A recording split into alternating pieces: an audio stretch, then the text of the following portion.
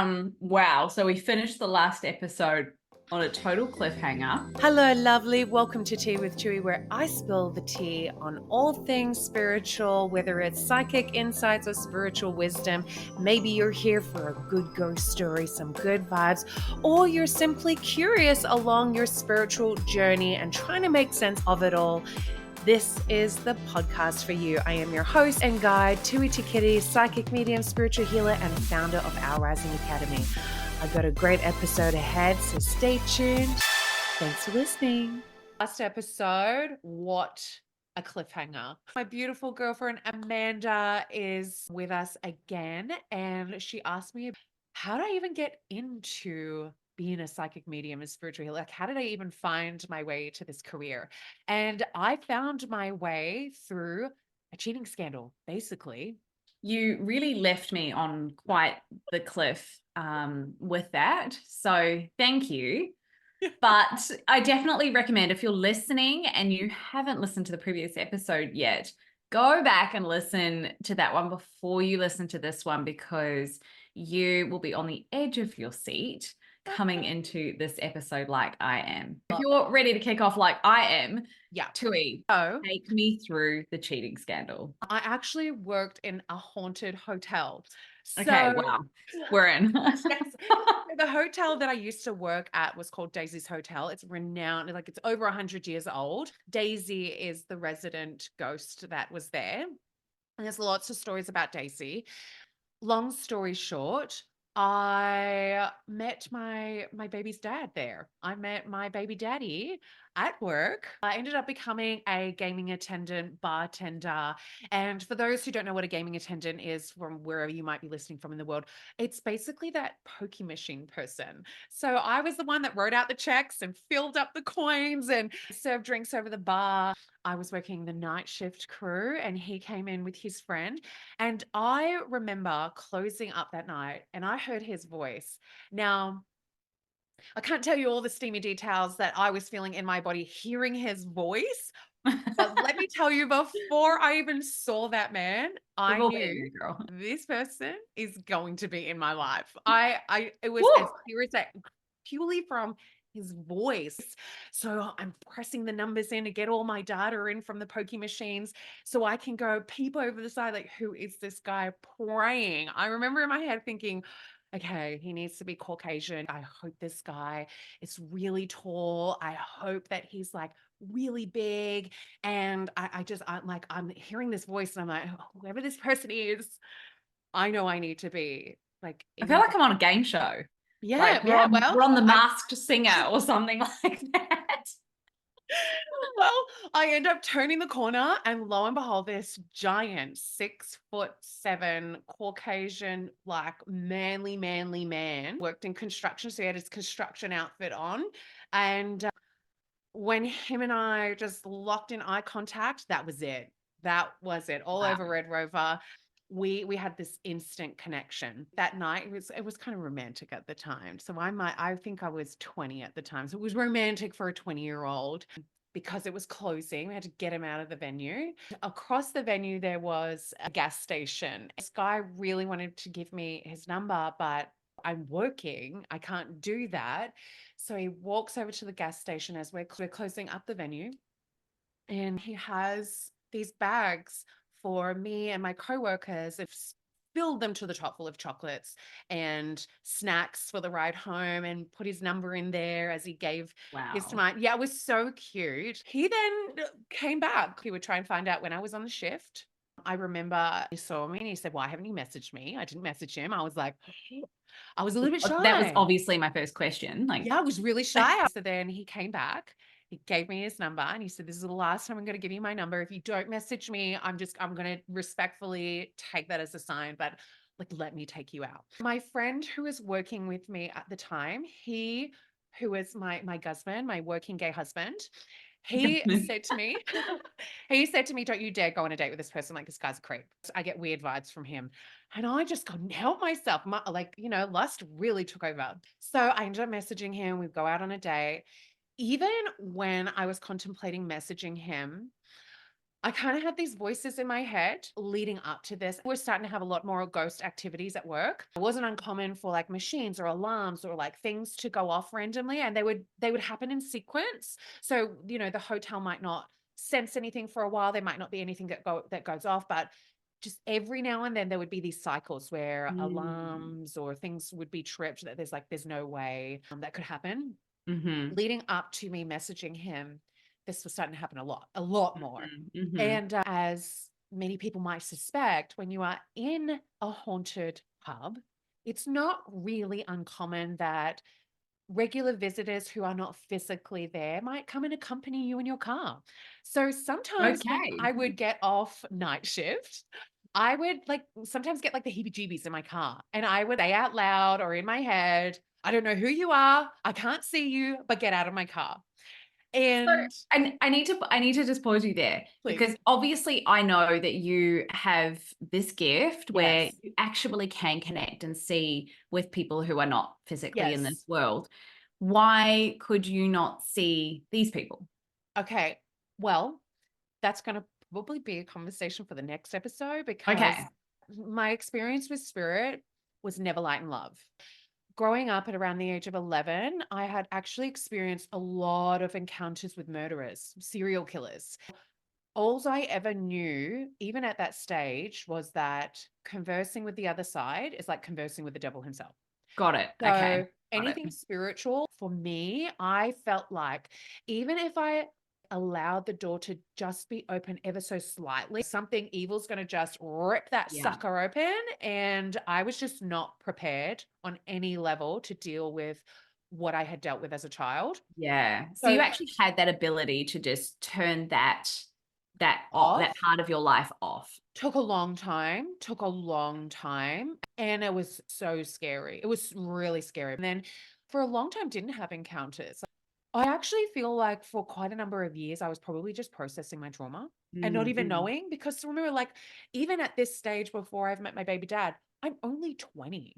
Yeah, yeah. Like, I'm still a baby myself. Okay, so you've turned it off. You're working in a haunted hotel, but Yeah, choosing not to open that part of your life. You're in the correct. car. You get And the it was heat. my fault because once I found out that the hotel was haunted, I knew that I had experiences, and it was really the first time in a long time that I was like, "Oh, I'm so close. I wonder if I can still see or sense stuff." So whenever the hauntings would happen, I would always like kind of test, look for the gray zones energetically. Be like, Got it. okay, maybe Yeah. we're gonna dip our little pinky toe in the waters and just see, what's going on. So it was really my fault. You let them in your car, essentially. Well, yes. As I was driving home, I do the Lord's Prayer in my head, or I'd tell them to get out, or I'd swear and I'd be like, get that out of my car. And I distinctly hear this voice. And this voice is very important. It's the first time I've really heard this voice, and it was not the male angel that I had heard from as I'm growing up. This is a new voice, a new guy's voice. And he said, "Don't message this man." I was so mad because I was like, don't tell me what to do. Like, I have not had any good experiences with you guys, and you have the audacity to try tell me what I can and can't do with my own life. And as we'd established in earlier episodes, I'm naturally quite a rebellious person. So I almost feel like telling me not to do something was like, I don't know. I just leaned into it so much more. I just give you the bird and do it anyway. That's exactly right, babe. I gave them the energetic bird and I flipped them off and I said, watch me.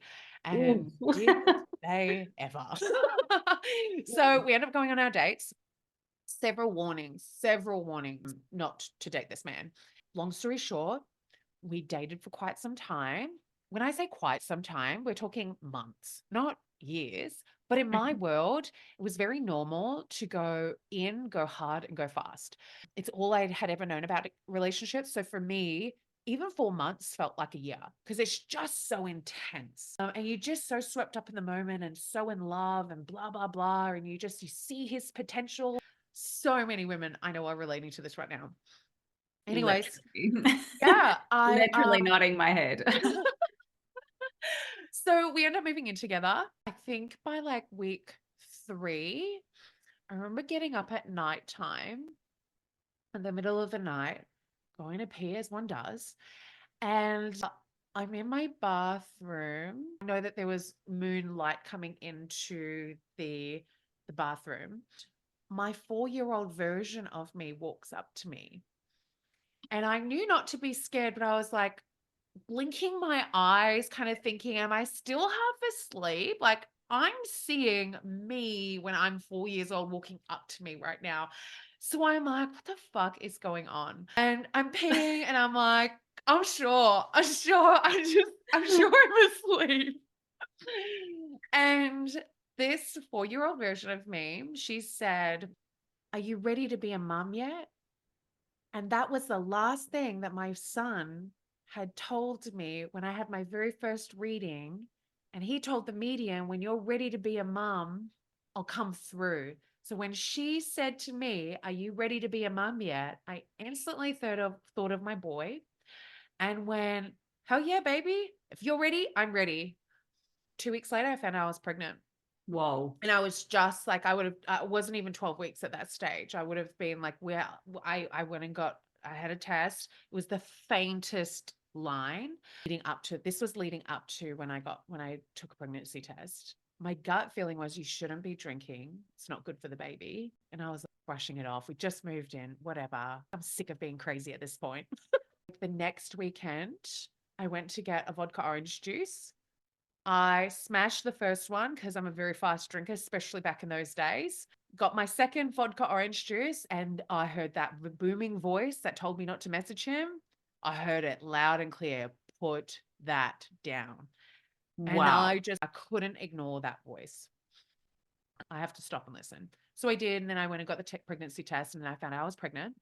I take a little bit to actually tell him because I remember processing it and not sure how her dad would handle it because he had his own traumatic experiences with his own family and had big abandonment issues. And I knew deep down that he was either going to step up or he was going to go.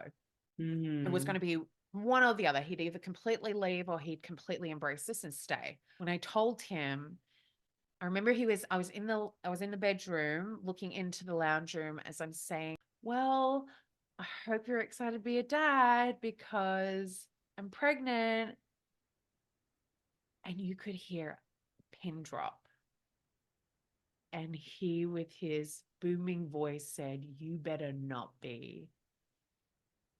And proceeded to say, I won't believe you until the doctors say that you're pregnant. So I go get the test done, end up being pregnant. The first trimester, that male voice that told me not to date him came through and said, you're going to be a single parent. He is not going to stay. You need to prepare yourself because you will be raising this child on your own. And the way in which he was talking, this voice in my head was talking, was that I had an option if I wanted to keep the baby or not. And once every 2 weeks, this voice would come in my head and say, it's not too late. Are you sure you want to do this? Are you sure you want to do this? And I was like, I just told my baby, yeah, if they're ready, I'm ready. Like, hell yeah, we're going to do this. The first trimester is done and dusted. We're well into the pregnancy. Things start getting okay, not the best, but okay in the second trimester. Third trimester, me and her dad are probably in the best state of our relationship that we've been in maybe ever. And So he's come around to the idea of being a dad. correct. Yeah, got a Yeah. new job. We're getting our savings up, all the rah-de-da, the house is more settled now. The voice comes back. And the voice says, you need to prepare yourself. You're going to be a single mom. He is not going to be around. And I was so mad. I'm like, what is going on? Like, literally, like, for so much of my life, I've almost had this feeling like, "Oh, I'm freaking nuts." And to a lot of people, I am nuts. But yeah, like for so much of my life, it's like, oh, no one's going to believe this. Like, no one's going to believe this. I was really mad. There's no way. 3 weeks later, our relationship starts going downhill and he stops coming home. He starts going out a lot more. It becomes very real. He's acting up. He's really not in a good headspace. As we get into my third trimester and we're struggling with our relationship, I end up developing pup syndrome, which is basically where you get so big during your pregnancy that you get this rash that comes over your body and you can't stop scratching. And the only way to get rid of this rash is to have the baby. So, Okay, wow. yeah. I couldn't sleep for 72 hours because every time that I did, I would scratch and then he would wake me up because my scratching would wake him up. So then I'd be awake and then I couldn't settle back down. They said the only way to get rid of this and for you to actually sleep is to have the baby. So I was going to be induced on this day. I was in two minds about it because the doctor was like, you can change your mind if you want to, but it's not good for the baby if you're just up all the time, not resting. Mm. Yeah. It's like the day of the appointment. I sat down on the bed and I spoke to my belly. I said, baby, I'm not making this decision.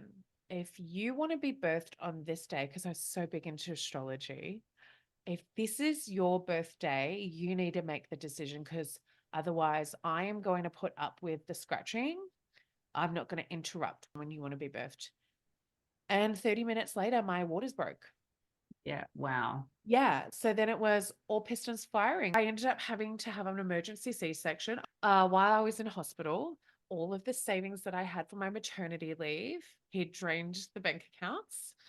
And where I was, because I was using private health, I got to stay in the hospital for a week. For me, that 7 days was like, teach me everything. Once I leave this hospital, I want to feel confident that I kind of know what I'm doing. And you can't use the internet while you're in hospital.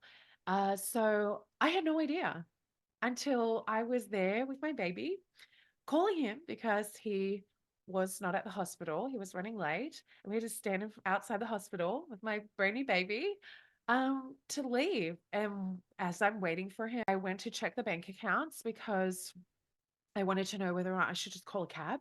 And I was going to transfer money into my account and realized, holy shit, I've got $27 to my name. So I'm there, just found out all of my maternity savings gone, wiped, brand new baby in my hand. This guy who's driving my car around, well, I'm in hospital, it wasn't even his car. And he came and picked us up. I remember getting into that car mad, but knowing that I had to put my feelings aside because this was the first time that it was going to be us three as a family. And we got home and I asked him about the money. He said, well, I had to wet the baby's head, which is where a guy goes out with his friends. We have baby showers and the man will wet the baby's head. It's basically just an excuse for guys to drink. And he had drunk my whole maternity leave, thousands of dollars. It wasn't even 7 days after leaving the hospital. I had fallen in love with her and I was like, I'm not going to show you that this is what love is. I am not going to show you that this is what love is. So I took the clothes that I could pack. My best friend's dad actually helped move all my stuff to my parents' place. So we ended up going. And I think it would have been at this stage, I still was on the outs with Spirit. I still was like not convinced about them. But as my best friend's dad's driving me, because he's got the cot in his truck.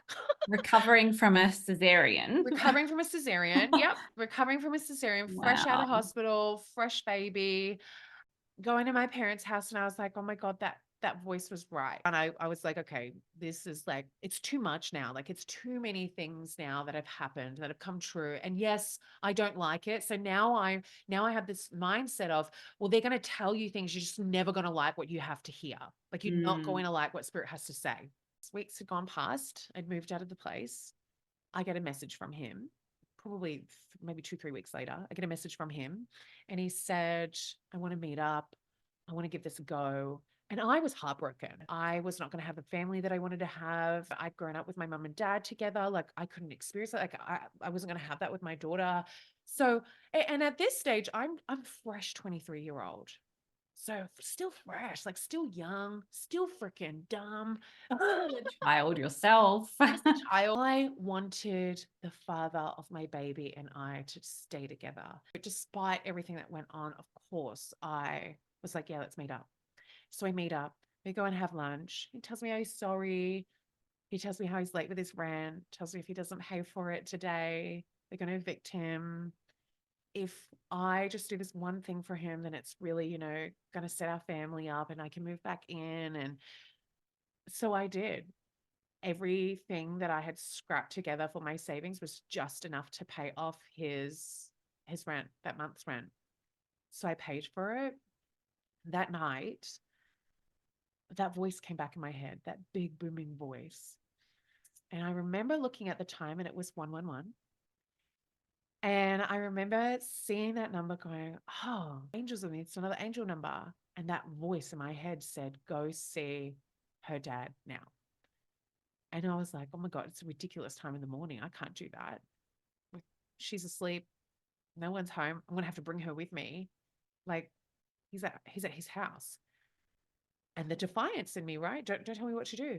That voice came in so loud, so clear, booming, like surround sound in my head. Go see her dad now. And I just knew this one, I couldn't stuff around. I jump in the car, I show up to his place, and there's a white vehicle in the driveway, exactly like his best friends. So I was like, okay, like, look, it's nothing wrong. Like, he's with the boys. Like, they're just here. Stop freaking out. And then I'm thinking in my head, like, I'm crazy. Knock on the door. I hear his voice. What? Booming. I said, oh, it's Tui and my daughter. And he said, piss off. And I was like, what? Now the moldy's coming out of me. So I'm starting to get The like warrior. my warrior woman on. Like, you said what to me? I put Emerina in a car seat. She's still asleep at this stage. So I put her in a car seat, strap her in, and I'm telling you, I knocked on that door like I was going to knock him out. He puts his head around the corner. And I'm like, what are you doing? Why are you telling me to F off? And he goes, oh. And I said, where's Kevin? Like, what are you guys doing? And the way that he was like peering his head, this is so sus. I walk into his house, clothes all over the dining area, the kitchen. He's there in his jocks. And I just remember flipping it. And I just knew, where is she? And I caught them like while they were doing it. There was a bit of an altercation. Yep. There was a bit, if he can have children now, fantastic, good for him. But Oh my dear. intention was that there was going to be a few busted up balls that night. Oh And so dear. there was. Did you find her? So he let me walk around the house and I knew where she was because when I went to go open up that door, he came and he grabbed me and he was like, yeah, that's when things started getting really physical. Yeah. Long story short, like never in my wildest dreams did I think that that was going on. And, Yeah. there's I mean, more had you to it. guys like broken up? Yeah. Only when I had left, and it was the day, like the day that I Right. found out was the day that he was like, yes, let's give this a go. I want you, blah, blah, blah. Let's make this happen. It was that. Okay. And Got it. she had been there for a while. And I know that because there was this denim jacket that was in the dining area that she had draped over one of our dining chairs. And he had said, oh, it's Kevin's new girlfriend's. Like him and Kevin were like this, thick as thieves. So I never thought anything of it. And I was like, Mm. oh, that's whose jacket it was. She was like leaving her clues around that there was another woman in that area. That's how stupid I was. Like, I wish I wasn't that stupid. I'm definitely not that dumb now, but she's Louise. So after that, I was Mm. so shocked. That's when I started believing. Because I was like, there's too many things Yeah. that had happened. Too many Yeah. things that I couldn't have picked it to save my life that was going to happen. Then I started to listen. I never heard from my dad again. He pretty much exited the whole field. Mhm. It was really messy towards the end. Cops got involved, blah, blah, blah. I've always been a nice person, but like You got some fire. I definitely had fire. Even in high school, I've always had a Yeah. lot of fire. But I'm so different to who I was there. I'm in such a much better place. Then I started to listen. Then I started to ask questions.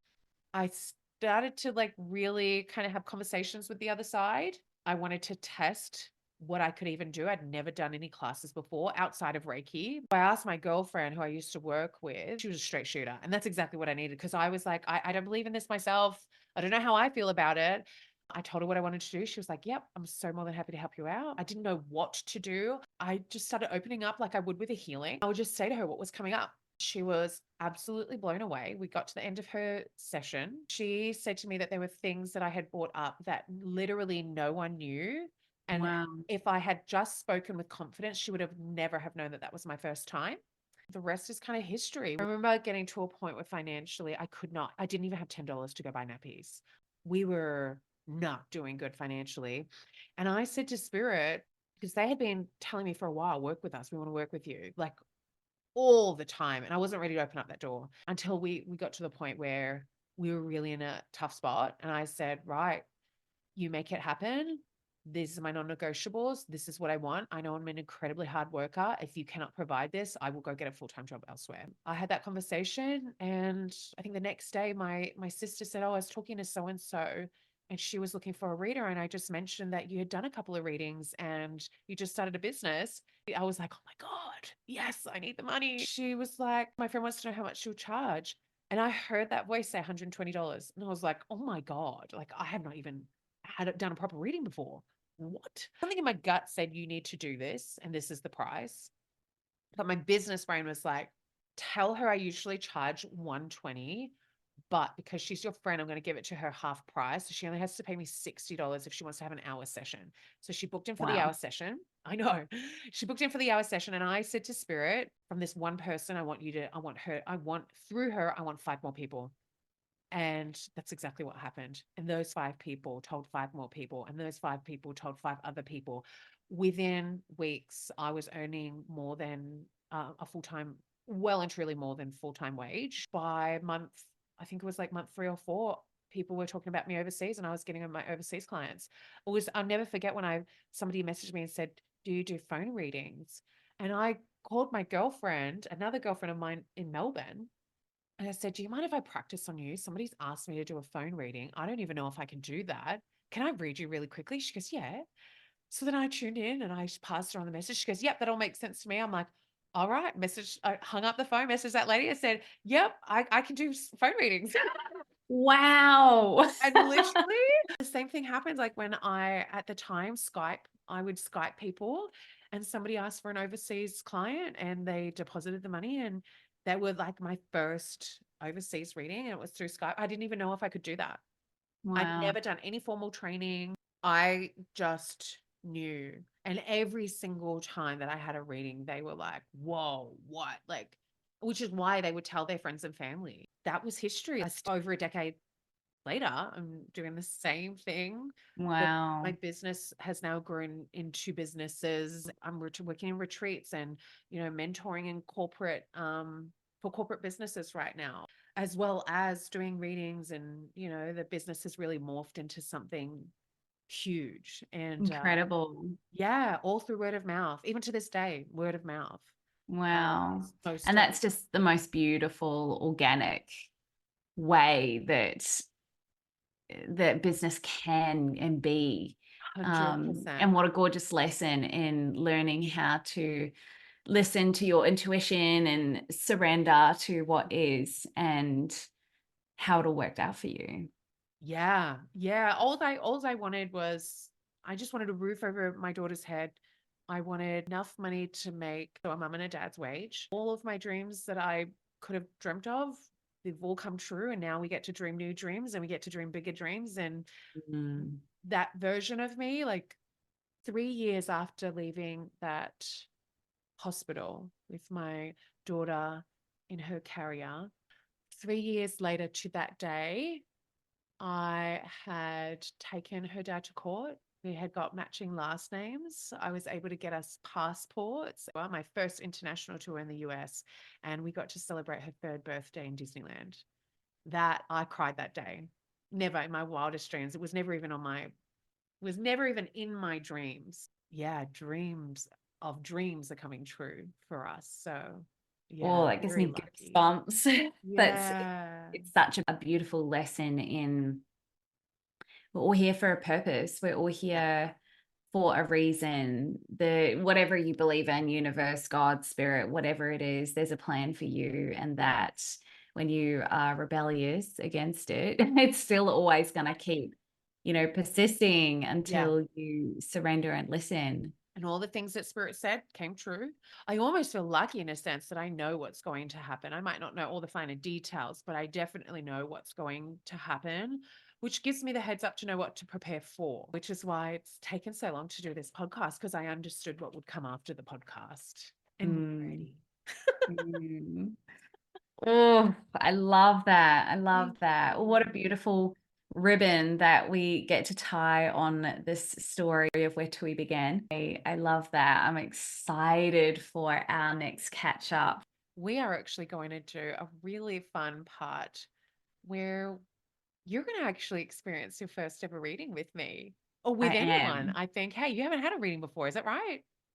That's correct. I have not. I have always been very intrigued with spirit and all the woo-woo kind of stuff, but I've never had an experience with, I don't know, am I allowed to call them a ghost? I've never Yeah. had a ghost experience. I've never had a reading done. I remember when I was very, very young, a boyfriend of mine, his mum used to play with tarot cards and stuff. She did a reading on me one day, but I didn't really think much of it. So that's like literally my experience. I'm very, very open to this conversation. I'm kind of excited to do a podcast kind of pre-reading and literally like asking you the questions of someone who's never had one before, all the things, the etiquette, the what do I tell you, what do I not, and then doing a post reading podcast episode. So I think stay that's going to be so tuned. fun. Well, folks, I hope that you enjoyed this episode. I can't wait for the next one. I'm so excited. So stay tuned, honeys, and we'll speak to you soon. Bye for now. Bye for now.